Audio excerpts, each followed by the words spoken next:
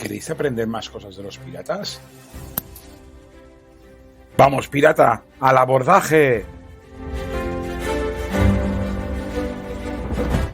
Sí, como lo veis, vivimos en un barco, en medio de la mar. Y de aquí no salimos hasta que encontramos una isla en donde podemos encontrar nuestro gran tesoro pirata. ¡Vamos, pirata!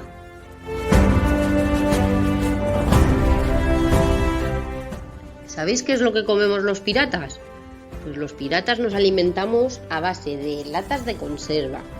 También solemos tener legumbres.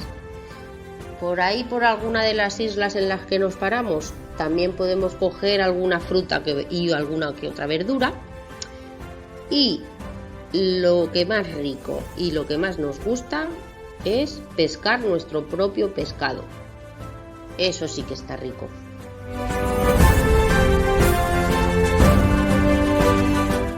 Una vez lleguemos a la isla, cogeremos el mapa, donde nos indica en forma de X dónde está el tesoro. Cogeremos rumbo hacia llegar allí.